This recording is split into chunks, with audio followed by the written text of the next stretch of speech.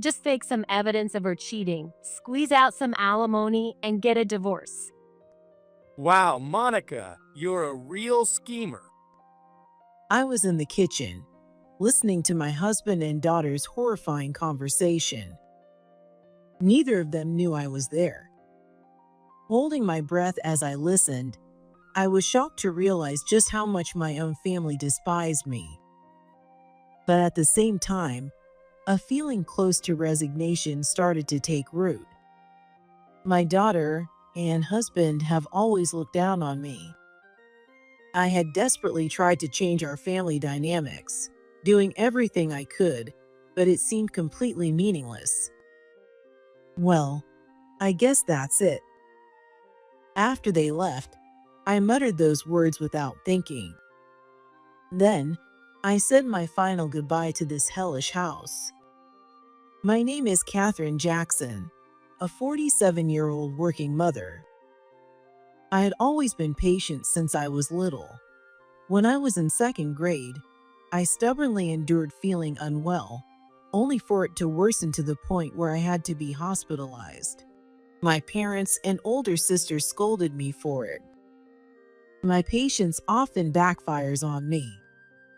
Even when I realized that my boyfriend at the time was cheating on me, I kept telling myself that if I just endured it, things would stay peaceful. As a result, he left me and chose the other woman. I'm done with relationships. That's what I thought, but I still wanted to get married. So, right after my boyfriend dumped me, I went straight to a matchmaking agency and signed up immediately. That's where I met Robert, and we got married. Robert was the same age as me, so we had a lot in common to talk about. He was calm and kind, and being with him felt comfortable. I never developed romantic feelings for him, but I thought, if I'm going to get married, someone like him would be ideal. It seemed Robert felt the same way, and we quickly started dating seriously. Then, a year into our relationship, Robert proposed, and we got married. At that time, we were both 27. I thought I had finally found happiness, but reality wasn't that simple. At first, Robert seemed like a good guy, but after we got married, he gradually started to change. Once we moved in together, I somehow ended up doing all the housework. But since I worked full-time, handling everything on my own was a huge burden. Tonight, like every other night, I found myself sighing as I cleaned up after dinner alone. Meanwhile, Robert finished eating, sprawled out on the couch, and kept scrolling through his phone. "Hey, Robert, I work and am busy. You could help with the chores a little, don't you think?" But his response was, I don't know anything about housework. You're way faster at it, so it makes more sense for you to do it, right? "No, that's not what I mean. If you don't know how, I can teach you." Robert let out a short, mocking laugh and then said something unbelievable. I work way harder every day since I'm a man, so you should at least help out a little too. He was basically saying that, as a woman, my job wasn't that important. His words were so awful that I was too stunned to respond. Seeing me stay silent, Robert must have thought I agreed with him, because he just went back to looking at his phone without lifting a finger to help. When we were dating, he never talked like this. He used to respect me. But after getting married, it was like he had me locked down and no longer needed to hide his true colors. Even so, Robert celebrated anniversaries appropriately, and if I asked, he helped with everything except housework. But when I asked him to do something troublesome, he gave me an annoyed look.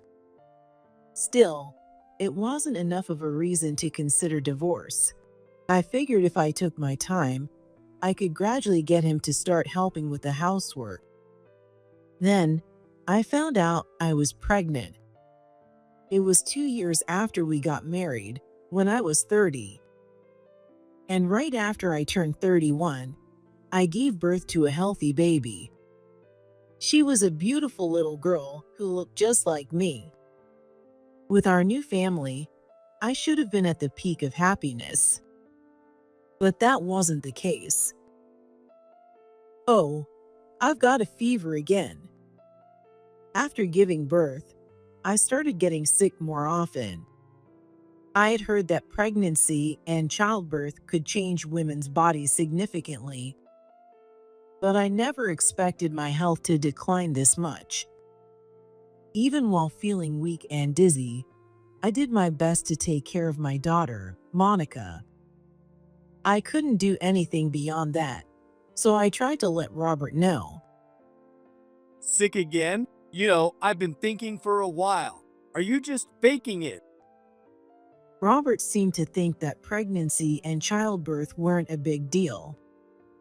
When I came home after giving birth to Monica, our house was a complete mess because Robert didn't know how to do any chores. But instead of looking guilty, he just said, Well, I'll leave the cleanup to you. even though I had just given birth and hadn't regained my strength, he expected me to clean the entire house. And every time my health took a turn for the worse, he made it painfully obvious how much of a burden he thought I was. He never once seemed worried about me. Oh well, I guess I'll just ask Mom to help again. Hearing that made me grimace. Robert's mother had lost her husband years ago and now lived about 10 minutes away from our apartment. She had asked us to move in with her multiple times, but I always found a way to turn her down. That's because she was constantly cruel to me. Maybe she felt like I had stolen her only son from her. As soon as Robert called, she showed up at our place right away. All right, Grandma's here. Robert's mother let herself in using the spare key he had given her without my knowledge, walking in like she owned the place. With a bright, cheerful smile, she beamed at Monica. Then, turning to me, she smirked mockingly. My goodness, with a mother like this, poor Monica. Well, whatever. I'll take care of her again today, so you stay out of the way. She said it like she was doing me a favor, but she could barely hide her excitement. It was clear that seeing the daughter-in-law who stole her only son suffering from illness brought her genuine joy. Besides, if I get sick, she can have her cute first grandchild all by herself. For her, it was nothing but a win-win situation. This can't go on. I couldn't let someone as twisted as her take care of Monica. I was still on maternity leave, but if my health kept failing, it'd end up taking too many sick days and causing trouble at work. The truth was, Robert's salary wasn't that great. Robert didn't make enough to support both Monica and me. If I wanted Monica to live comfortably without any struggles, I had to work hard. Determined, I started going to the doctor regularly to fix my health issues. I also exercised as much as I could to rebuild my strength. By the time Monica entered elementary school, my health had completely recovered, and I no longer collapsed from exhaustion. Mom, hurry up and tie my hair now. Monica had completely picked up my mother-in-law's attitude and started looking down on me. To her, I wasn't a mother. I was just a convenient servant. All right, I got it. But that's not the way to ask someone for help. Even so, she was still little, and her selfish demands were somewhat endearing. I kept correcting Monica whenever I could, trying to raise her properly. But it seemed I was already too late. Instead of me, the strict mother who scolded her, Monica grew attached to my mother-in-law. She spoiled Monica endlessly, buying her sweets and toys whenever she wanted. Whenever I tried to put a stop to it, my mother-in-law would snap back twice as hard. It's my money. I can spend it however I want. You have no right to tell me what to do. With this constant hostility, I eventually stopped saying anything. Meanwhile, Monica kept growing. She never listened to my warnings, and before I knew it, she was in the upper grades of elementary school. By then, she had grown sharp-tongued, and the insults toward me became more frequent. Shut up. Stay out of it, Mom. Even the slightest correction would get this kind of reaction. Once, in a fit of rage, Monica even hit me. Realizing that things were seriously spiraling out of control, I tried desperately to rebuild a normal parent-child relationship, but nothing changed. Before I knew it, Monica had become a high schooler. Then, one day, Monica was already a senior in high school, but still hadn't decided on her future and was just drifting through life. Worried about her, I said this. Monica, have you thought about your future? No matter where you decide to go, you should start studying seriously. If you want to attend a private university, don't worry. I've already saved up enough for you. I said it out of concern for Monica. But the moment she heard my words, her face twisted with rage. Shut the hell up. Stay out of my business. She screamed at me, then suddenly shoved me with full force. Because of how much my mother-in-law had spoiled her with food since she was little, Monica had grown into a big, strong girl. When she pushed me, I was thrown hard against the wall. Ouch! A sharp, intense pain shot through me, so overwhelming that I couldn't make a sound. I collapsed to the floor, curling up in agony. Monica didn't even try to help me. She just looked down at me like I was nothing more than trash. After a while, my pain began to subside, and I somehow managed to get back on my feet. Monica was already gone. It wasn't bad enough to go to the hospital, but the thought of what could have happened if I had hit my head in the wrong spot sent a chill down my spine. Monica never apologized to me, and I knew this wasn't something I could just ignore. So, I decided to talk to Robert about it. This is your fault for butting in. Monica's got everything under control, so there's nothing to worry about. He immediately blamed me and refused to take the conversation seriously. After that, I became terrified of Monica and stopped talking to her altogether. I often wondered if it was okay to act this way toward my own daughter, but every time I thought about speaking up, the fear of being hit again kept me silent. But I know I can't just let this go on. I knew I had to find a way to change this situation, but no good ideas came to mind. Every day, I just sighed more and more. Eventually, Monica managed to get into college. She didn't take her studies very seriously, so even though it wasn't a top university, I was relieved that she was able to enter the college. Maybe because I had stopped talking to her, Monica began treating me like I didn't exist.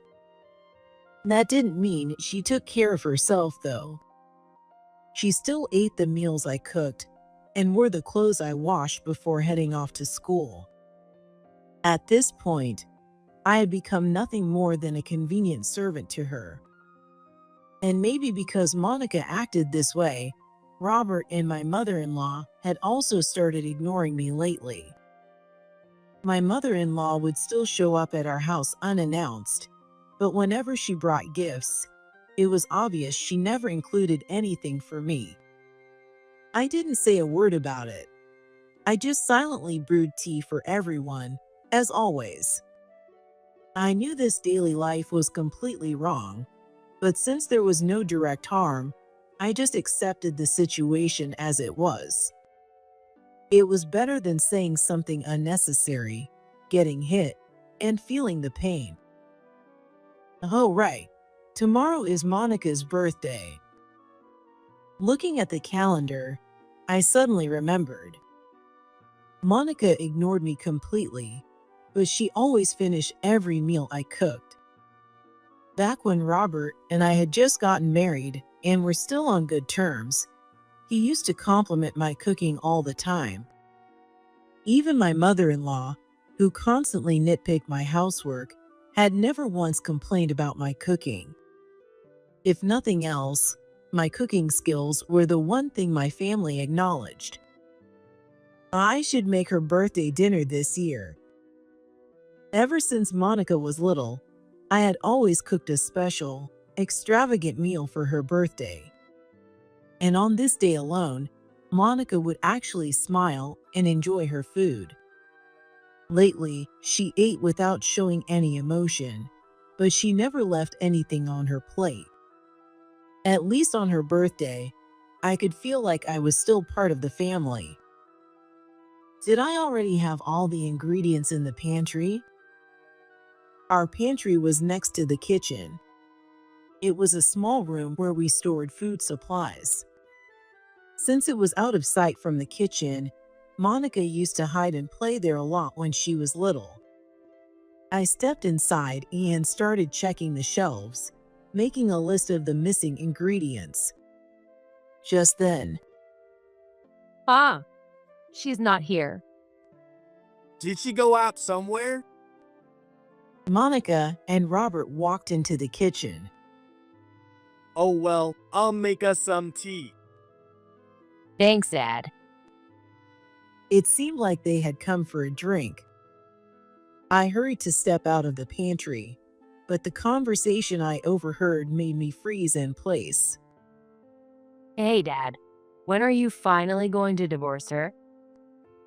Well, do you really want me to divorce her, Monica? Of course. Just living in the same house as her stresses me out. I wish she'd disappear. Even Grandma says all the time that she wants Mom gone. Hearing Monica's true feelings so suddenly, I felt the blood drain from my face. I knew she didn't like me, but I never imagined she found my very presence unbearable. But you know, if I'm the one to initiate the divorce, he'll have to split my assets with her. Oh, really? That sounds annoying. Oh, I've got an idea. Just fake some evidence of her cheating, take her for as much alimony as possible, and divorce her. Monica's voice was bright and cheerful, as if she had come up with some brilliant plan. Take her for everything she's got, and make sure she has to keep paying child support for me too. That's the only thing she's useful for, making her cough up money. If you need fake evidence, I'll help set it up.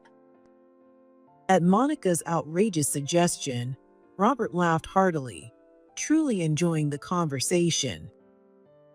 Monica, you're a real schemer. Right? Just think about it seriously. I mean, Dad, do you really want to be stuck with that old hag for the rest of your life? Well, yeah, just imagining having to look at that miserable face forever is enough to make me depressed. After a while, their footsteps faded as they walked away. Once they had completely left the kitchen, I slowly stepped out of the pantry. Overhearing their true feelings by accident, I was initially struck with shock, as if I had been hit by lightning. But almost immediately, I calmed down. I had never really been treated as part of this family. In fact, maybe I hadn't even been treated as a human being. I had endured everything, thinking that as long as I kept quiet, I could maintain some kind of peace. Maybe it was because of my patience that I had lasted this long. But I had finally reached my limit. I kept my presence hidden as I quietly stepped out of the kitchen and into the hallway. Apparently, they went out. Without hesitation, I went to my room and stuffed a few days' worth of clothes into my suitcase. Then, I hurriedly left the house. After leaving the house, I headed to my childhood home, which was a bit farther away. My childhood home, about an hour's drive away, was now where my older sister and her husband lived. Since our parents had already passed away, my sister, Emily, had inherited the house. Catherine, what's going on? Oh my God, your face is completely pale. Hurry inside. Jake, Hannah, help her with her luggage. As soon as I arrived, my sister's entire family was already outside waiting for me. I had called ahead to say I was coming, and they must have sensed from my voice that something was seriously wrong. They all looked worried as they waited for me. Auntie Catherine, are you okay? Catherine, I brought you something warm to drink. Take your time and relax. As I sat in the living room, I finally let out a deep sigh of relief. When I finally calmed down, I began to tell them all about what had happened. That's unbelievable. How could they be so cruel? I see Catherine from time to time, but I haven't seen Robert or Monica in years. I had no idea things had gotten this bad. I visited my childhood home occasionally and kept in touch with my sister and her husband. Robert and Monica used to come along in the past, but they started disliking my family simply because they were mine. For the past few years, they haven't visited my childhood home at all. I can't believe they treated Auntie Catherine like that. I'll never forgive them. Anna was furious, as if it had happened to her personally. Hearing her words, I couldn't hold back my tears. More than my own household, my sister's family was the one truly looking out for me. The moment I realized that in this home, I was treated as a real human being, my tears started flowing uncontrollably. You can stay as long as you want. This is your home too. Emily, thank you. And Jake, Hannah, thank you both so much. I'm sorry for the trouble. There's no need to apologize. Jake smiled warmly. He was my sister's senior in her high school club, and he had been devoted to her ever since.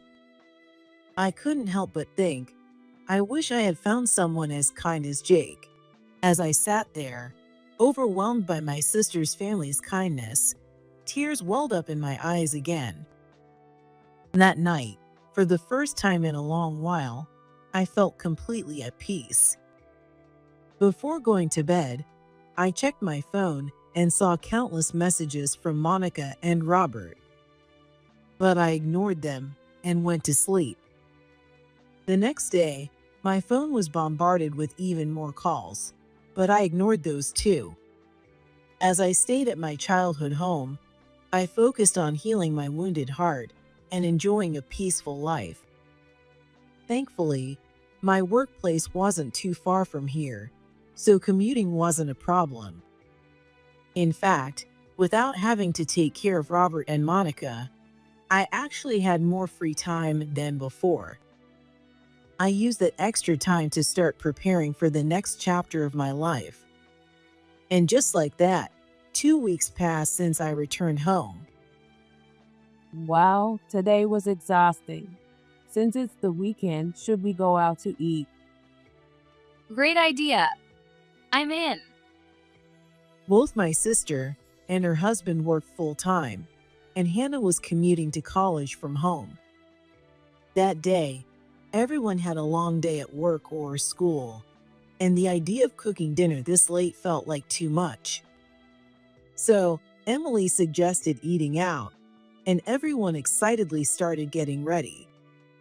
I had fully blended into their family, and I was genuinely looking forward to going out for dinner. But just as we were about to leave, the doorbell suddenly rang, shattering our peaceful weekend. What the hell are you two doing here? Emily was the first to react and headed to the door, but her voice came out cold and firm. Sensing something was wrong, I quickly hurried to the entrance. There were Robert and Monica. Please, let me talk to Catherine. I had expected them to show up just to insult me again, but surprisingly, they looked exhausted, completely different from what I had imagined. Not only me, but also Emily seemed to wonder, and she gave me a puzzled look. Frowning as well, I gave her a small nod in response. Robert and Monica were led into the living room, where Emily and I sat across from them. Since there weren't enough chairs, Jake and Hannah remained standing, glaring at the two of them. So, what do you want? Emily's voice was sharp, laced with irritation. Robert, looking like he was about to cry, started explaining. Ever since Catherine left, my house has been a disaster.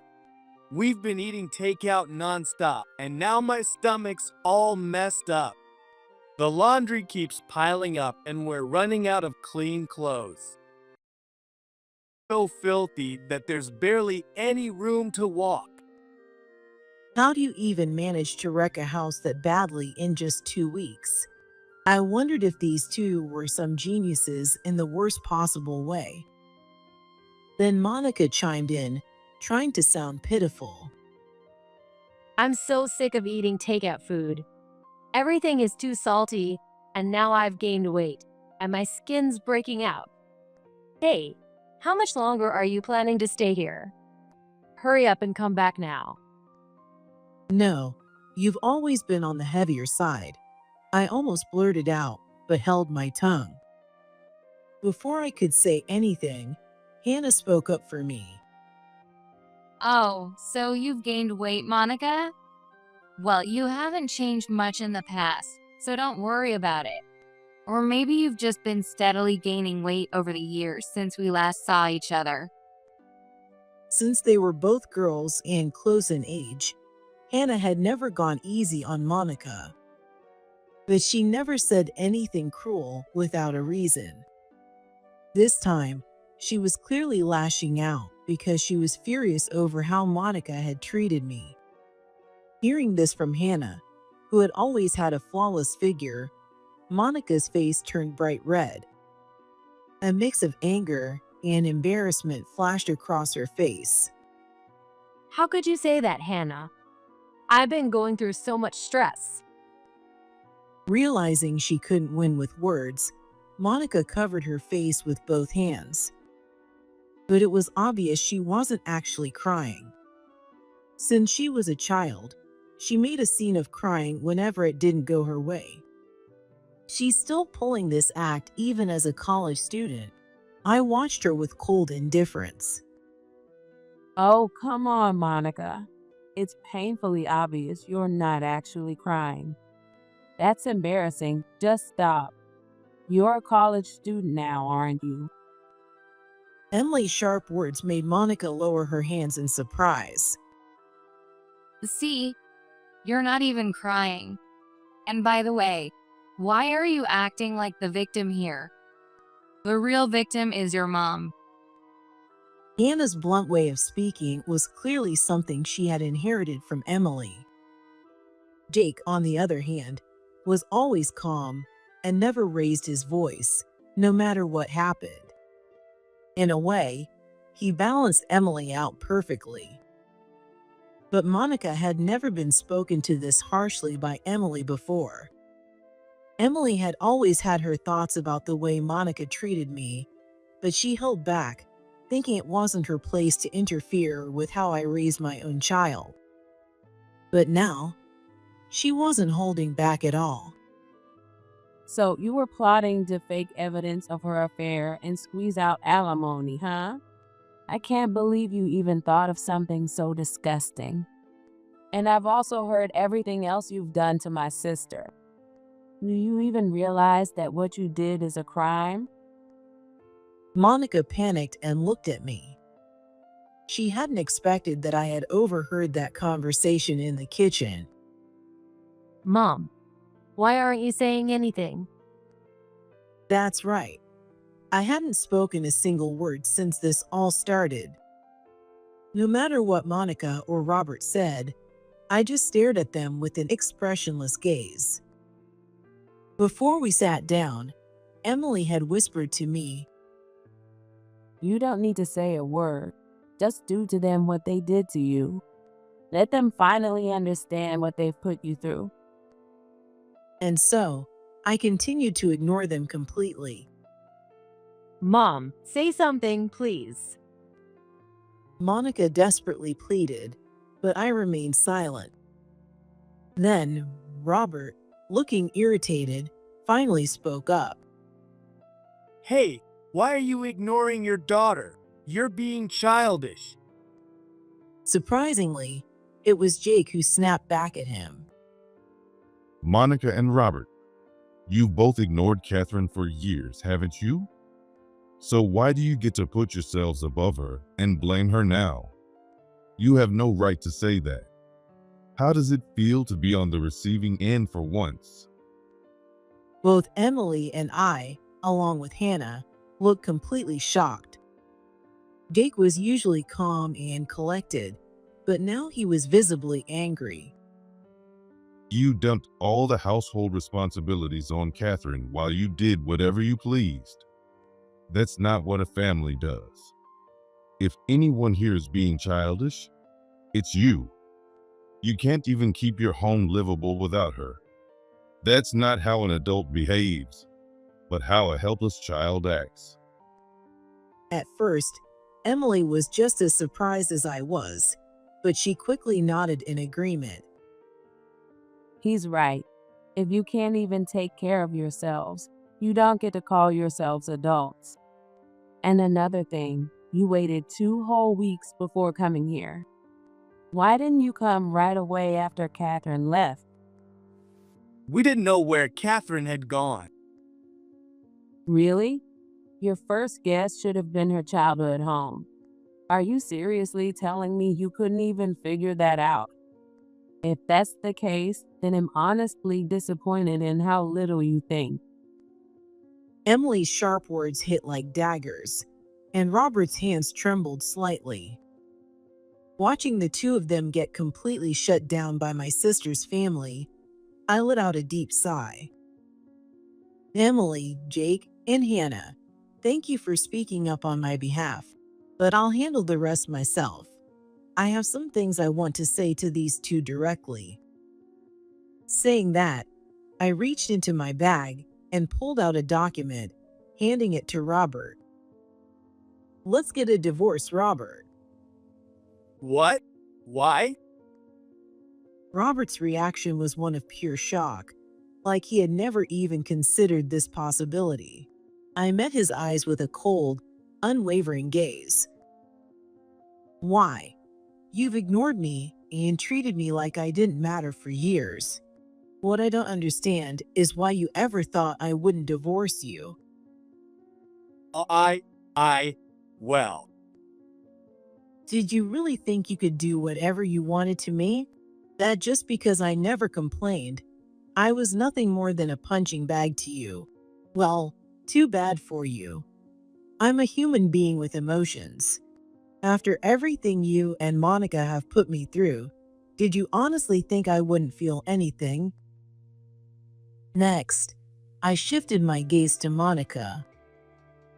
Monica, I know your personality has been heavily influenced by your grandmother. I tried countless times to correct it, but nothing ever changed. But listen, when you were a child, that might have been an excuse. Now, you're a college student. You can't blame anyone else for the way you choose to act. Mom? How long has it been since you last called me that? But it doesn't make me happy at all, because I no longer see you as my daughter." At my words, Monica's eyes widened in shock, her face frozen in disbelief.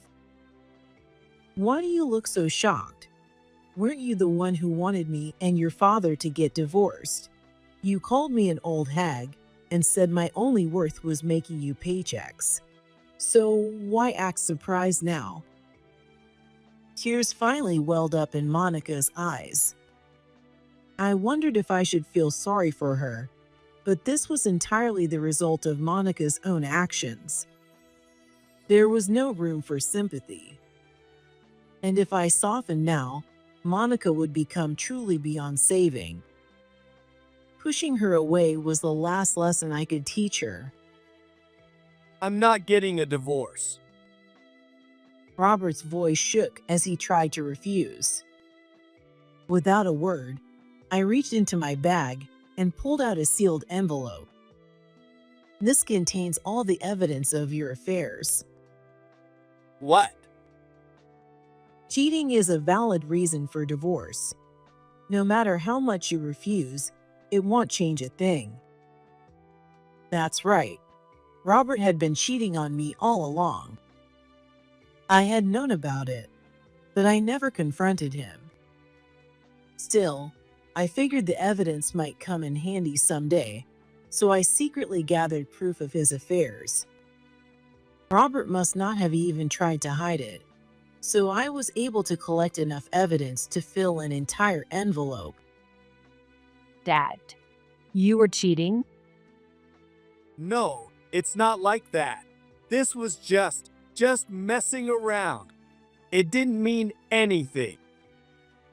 His face turned pale as he scrambled to make excuses to Monica. But Monica shoved him away. You're disgusting. Don't come near me. Oh my, looks like we finally agree on something. Yes, I also find you utterly repulsive. Just standing this close to you makes me nauseous. Hearing both Monica and me call him disgusting, Robert's eyes welled up with tears. Robert tried to brush off his affairs as just messing around, but that excuse wasn't going to work. "And if you refuse to go through with our divorce, I'll take you to court.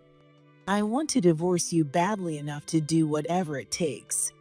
Oh, and of course, I'll be giving you full custody." Wait, Mom. I don't want to live with Dad.